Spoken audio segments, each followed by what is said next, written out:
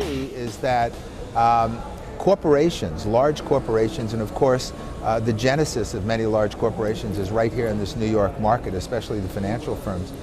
As they grow, our business grows. And part of what they want and what large organizations want from an enterprise viewpoint is they want to be able to allow their people to go any place in the world where they have an office. And it means that they have to have cohesiveness in the systems. So therefore what you're seeing large systems that have regional servers. So they have a major server that controls all the data for the employees and where people are permitted. And now you go to the regional level and they have a regional server that works just with that particular region but reports up to the main headquarters. So most of these companies that I'm talking about are companies that have billions of dollars of income, thousands of people, millions of square feet across the world. And so what it's doing, I don't know, and I'm sure it's bred by crime, but the view of it is that the corporations here, as they grow, need us to expand to those markets. And that's really what's going on. I think it's one of the reasons also that Stanley bought Niscayah, because we were very large in Europe.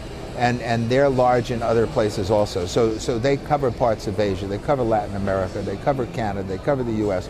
And what we're seeing is more and more companies are pushing our borders to be able to work in conjunction with them in the new markets. So yes, I mean, I think it's going to continue to grow. I don't think it's changing very quickly. We're doing lots of things overseas. The hard thing is to correlate everything because, as you know, people don't think the same. There's a real mystique in terms of dealing with other people, and I guess the epitome of that is when you go to the Asian market, they've got a different view of things. And so it takes time to have that happen, but I think that you're going to see that evolve more and more over the next few years. I'm the chapter chairman of ASIS in New York City. I was formerly I've been a vice chairman, I've been chairman of the chapter, I've been through many of the seats involved with the chapter and done many things with the chapter. Right now what I'm involved with is the ASIS New York City trade show. And the trade show I started with someone else 22 years ago. He has retired since, and we've kind of continued on, but the genesis of it was 22 years ago we wanted to create a forum where people who sold product to our members of the chapter had a place that they can show their wares, demonstrate what they do, how the products work. And so we created a small place in a place called the Penta Hotel, which was located across the street from the Madison Square Garden. And the hotel has since gone. It's gone through 3 name iterations probably since then. When we probably started with 7 or 8 booths.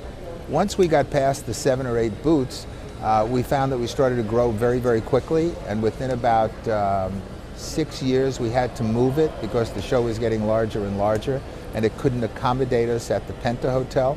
So what we did is we moved then to the Hilton Hotel uptown. And we were able to do that for a few years, and what happened eventually is they ended up putting us on 2 different floors. And there's no continuity when you're on 2 different floors in the trade show. So what we did is we actually moved the show to the Javits Center, and that is probably 12 years ago. ASIS International has done a terrific job of creating the CPP program and many other programs. And this is the first time that New York City, in conjunction with ASIS International, is driving the programs here at the seminar. This seminar, by the way, has always been a one-day seminar, but the chapter's vision was always to try and grow it and make it more than that, because we're a hub of security and in terms of the New York market, and it's taken us a while to get to the point where we recognize that joining with ASIS International gives us the opportunity to grow the show and to do those kind of things. Otherwise, we can't do it from a volunteer viewpoint. These are professionals that run ASIS International.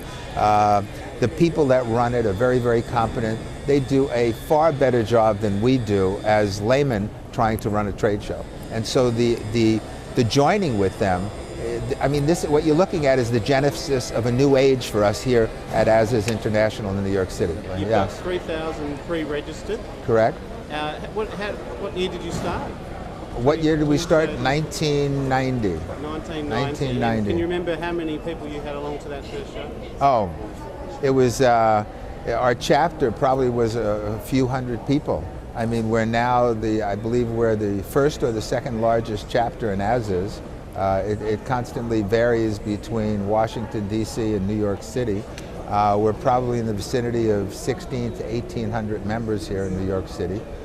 We're certainly the wealthiest chapter because we created this show, and that affords us the luxury to give many services to our members that can't be afforded by other chapters.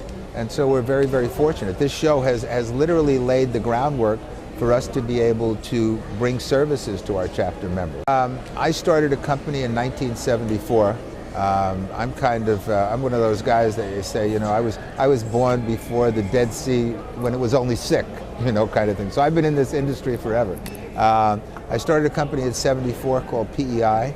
I sold PEI in November of 2007 to a division of Securitas, which then was renamed Niscayah. And I stayed with the company, and now Niscayah was just recently bought this year by Stanley, and I'm now part of Stanley, and I'm a vice president of key accounts. So I talk to the large companies in the New York market that have been clients for a very long time. And really appreciate your time. It's appreciated too. Thank you for your time.